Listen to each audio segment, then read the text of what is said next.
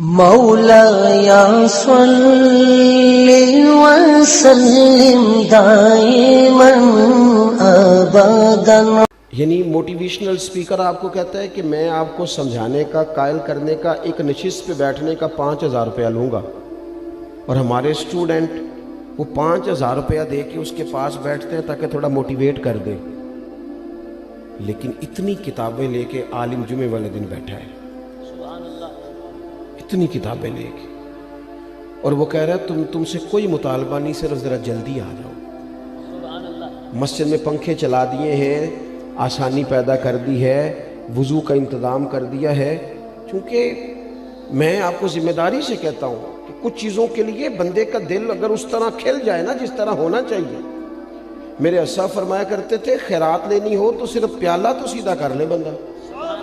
اگر پیالہ ہی سیدھا نہیں ہے، ہمارا وہ مزاج نہیں، معذرت کے ساتھ مذہب کے معاملات میں بات سننے کا، پڑھنے کا، غور کرنے کا، اگر وہ مزاج ہو ایک منٹ کے لیے کہیں اور نہ جانا پڑے. کائنات کی ہر نعمت ہمیں دروازہ رسول سے ملے. لیکن وہ والہانہ پن، جب میں پڑھتا تھا، اب تو مجھے نہیں پتا، کافی دنوں سے میں نے معلومات نہیں کی، جب میں نے میٹرک کیا تھا تو رزلٹ 31 مارچ کو آتا تھا. تو جو بھی کسی دا آیا 31 مارچ میں، ہاں نہ نہیں کرتے تھی. 31 مارچ کو میٹرک کا رزلٹ آتا تھا، تو جنہوں نے پیپر دیے ہوتے تھے وہ 1 مارچ سے نماز بھی شروع کر لیتے تھے، اور ان کے ابا جی بھی شروع کر لیتے تھے کیونکہ پیپر دیے ہوتے تھے نا. تو والد کو جس دن پتہ چلتا تھا نا کہ تیرا بیٹا میٹرک کر گیا ہے، تو جس رشتہ دار کو اس نے کبھی فون نہیں نہ کرنا ہوتا تھا، وہ خوش اتنا ہوتا تھا، ابا اتنا خوش ہوتا تھا کہ وہ فون کر کے کہتا پاجی مبارک ہوئے تہاڈا بھتیجا 10 پاس کر گیا. یہ خوشی تھی، خوشی سنبھالی. بعض اوقات جب صحیح معنوں میں خوشی ہو تو پھر وہ سنبھالی. صدقے جاواں واری جاواں یہ اماں ہی کہتی ہے، اور سجدہ بھی اسی کو ہی ہے. لیکن کبھی پتر کا قد باپ کے برابر ہو جائے تو بات ابے سے بھی سنبھالی کوئی نہیں جاتی. وہ کہتا ہے اب مجھے خیر ہے میرا بیٹا، وہ الگ بات ہے، بیٹا شادی کے 6 ماہ بعد کہ میں نے علیحدہ ہونا ہے، وہ معاملہ الگ ہے. لیکن باپ بڑا راضی ہوتا ہے کہ قد برابر ہو گیا، پڑھ گیا، قابل ہو گیا. صحیح کہہ رہا ہوں، یہ والہانہ پن ہوتا ہے. والہانہ پن رشتوں میں ہوتا ہے، رشتوں کی حساسیت بتاتا ہے. نہ سمجھ آئے تو پھر حضرت انس بن مالک رضی اللہ تعالیٰ عنہ فرماتے ہیں مجھے وہ دن نہیں بھولتا جس دن اللہ کے رسول مکے سے ہجرت کر کے مدینہ طیبہ آئے تھے. کوئی حضور کی اونٹنی کے آگے، کوئی پیچھے، کوئی دائیں، کوئی بائیں، کوئی یا محمدہ یا رسول اللہ کا نعرہ لگاتا تھا. بنو نجار بڑا قبیلہ تھا، بڑا، وہ قبیلوں میں اعزاز رکھتا تھا. ان کی بچیاں دف لے کے بیٹھ گئیں، خوشی سنبھالی نہیں جا رہی. وہ ننھی بچیاں جو بیٹھ کر وہاں دف بجاتی تھیں، رسول پاک کی جانب اشارے کر کے گاتی تھیں اور کہتی تھی ہمیں معمولی نہ سمجھنا، ہم ہیں بچیاں نجار کے عالی گھرانے کی، ہمیں خوشی ہے آمنہ کے لال کے تشریف لانے کی.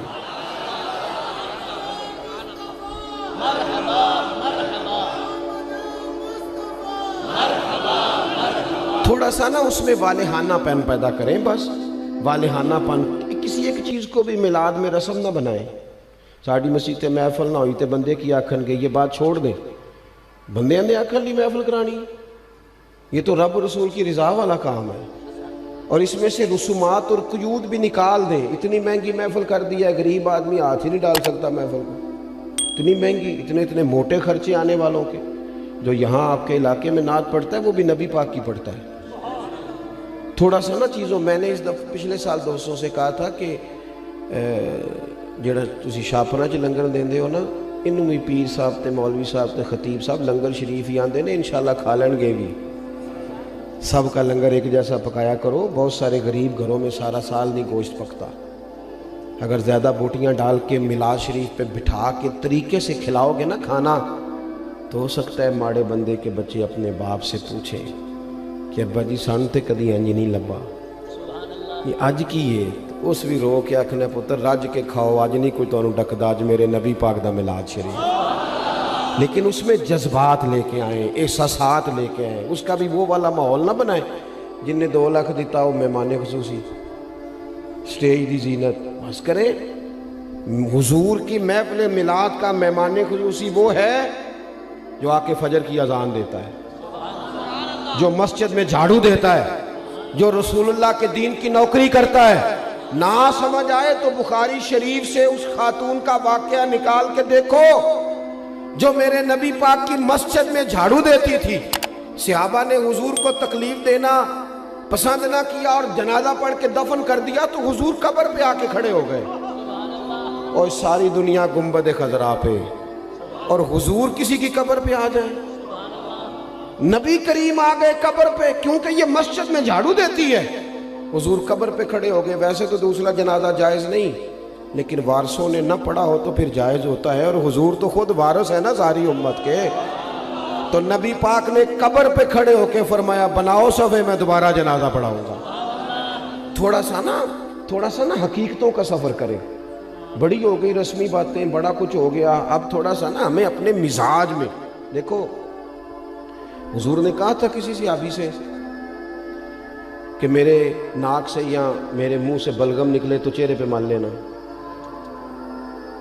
ادب اور محبت اور والہانہ پن ہو تو انداز بھی آ ہی جاتے ہیں، انداز آ جاتے ہیں۔ حضور نے کہا تھا کسی سے کہ میرے وضو سے جسم سے جو پانی لگ کے گزرے تم چہروں پہ ملنا، کہا تھا۔ بلکہ آپ صحیح مسلم شریف دیکھیں، حضرت ابو ایوب انصاری رضی اللہ تعالیٰ عنہ فرماتے ہیں نبی کریم علیہ السلام میرے گھر کو حضور نے رونق بخشی، میرے غریب خانے پہ آئے تو میرے گھر کی 2 منزلیں تھیں، نیچے میں رہتا تھا، اوپر کئی دفعہ بچے ہوتے تھے یا خالی ہوتا تھا۔ جب محبوب تشریف لے آئے تو میں نے عرض کی حضور جو آپ پسند کریں، تو فرمایا میں نیچے رہتا ہوں، لوگوں نے آنے جانا ہے، لوگوں کو آسانی ہوگی۔ حضرت ابو ایوب انصاری کہتے ہیں بچے لے کے چھت پہ چلا گیا، لیٹ گیا۔ رات کو میں اٹھا، اچانک آنکھ کھلی، چھت پہ چل رہا تھا تو میرے دل میں خیال آیا کہ ابو ایوب کہیں ایسا نہ ہو کہ جہاں تیرے پیر ہیں وہاں نیچے حضور آرام فرما ہو۔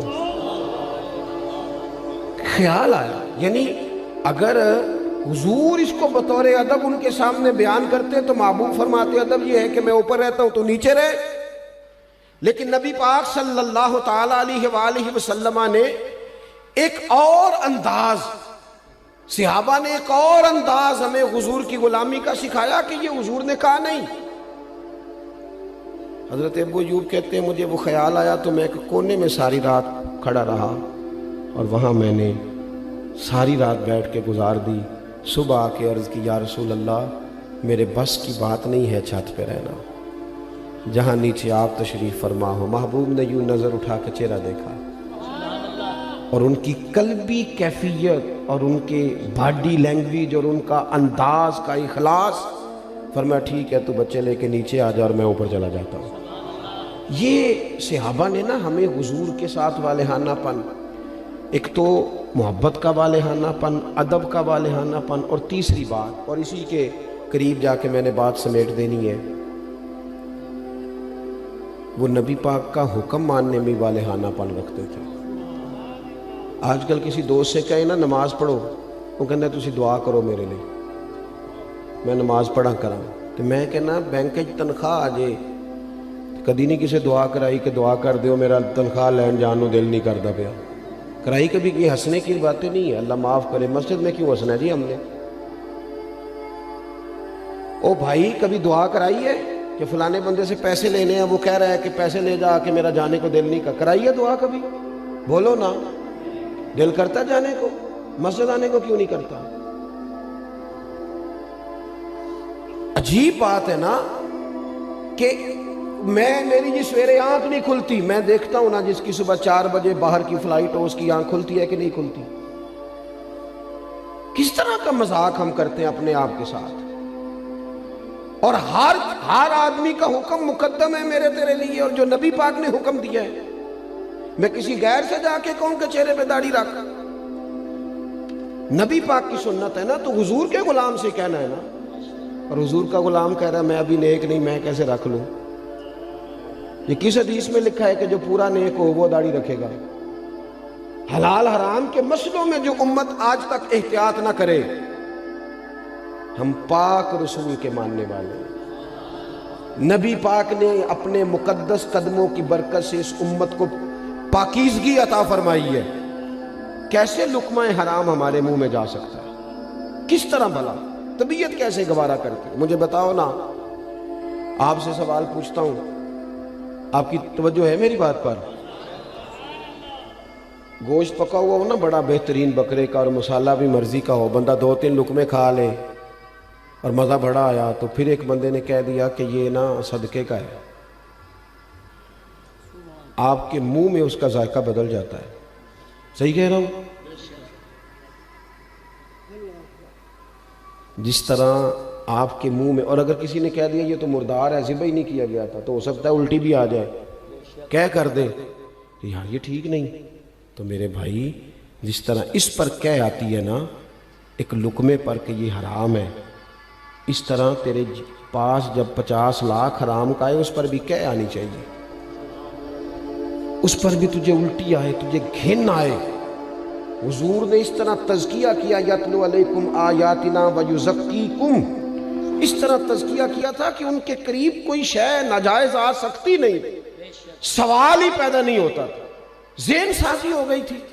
آج اور پھر آپ کو ایک بات اور عرض کروں، نبی کریم صلی اللہ تعالیٰ علیہ وسلم نے چاند کے 2 ٹکڑے کیے، ڈوبا ہوا سورج موڑا، پتھروں درختوں نے حضور کا کلمہ پڑھا، لیکن یہ ساری شانیں حضور کی بعد میں معروف ہوئی ہیں۔ نبی پاک کی جو بات سب سے پہلے لوگوں کے پاس آئی تھی وہ تو صادق اور امین ہونا ہے۔ ہاں میٹھا کھانا بھی سنت ہے، لیکن سچ بولنا سب سے بڑی سنت ہے۔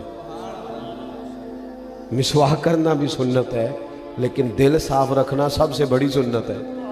تو یہ کیا بات ہوئی، چند ظاہری چیزوں پر تو عمل ہو جائے اور اسی کو پورا دین سمجھ لیا جائے، لیکن جو نبی پاک علیہ الصلوۃ والسلام نے معرفت کا نور اور روشنی دی ہے اس پر توجہ نہیں، اور بات ماننے میں بہانے، ہیلے بہانے۔ میں نے دیکھا ہے سیانے بیانے بندے اور مسجد کے حجرے میں میٹنگ ہو رہی ہے، اور انہوں نے کئی مولویوں کی پگڑیاں بھی کھول دی ہیں کہ فلانا کوئی کام نہیں کرتا، فلانا پیر غلط ہے، ان کو ساری تبصرے آتے ہیں۔ نماز کا ٹائم آتا ہے تو ان میں سے بہت سارے لوگوں کو کام یاد آ جاتا ہے، کئی کہتے ہیں میں نے وہاں جا کے پڑھنی ہے۔ یہ کیا صرف لفظوں کا ہیر پھیر ہے؟ صرف ہم نے وہ، میں جاتا ہوں نا، اب تو خیر مشکل ہو گیا ہے زیادہ جانا، ادارے کی مصروفیت بڑھتی جا رہی ہے دن بدن، لیکن میں دیکھتا ہوں کہ 21ویں محفل ہے جی ہماری، بانی محفل بتاتا ہے آپ نماز پڑھتے ہیں کہ نہ دعا کرو، 21 مولوی مل کے بھی تجھے نیک نہیں کر سکے۔ میں نے کہا آج کے بعد نہ بتانا کسی کو، وہ کہیں گے کس طرح کے لوگ ہیں، 21 بندے آئے اس کے پاس اور ایک کی بھی بات نہیں سن سکا۔ چیزوں کو اصل پہ لائیں، اصل ہوتی ہے، اور بنیادیں ٹھیک نہ ہوں تو پھر آپ عمارتیں کھڑی کریں، کیسے کھڑی ہوں گی؟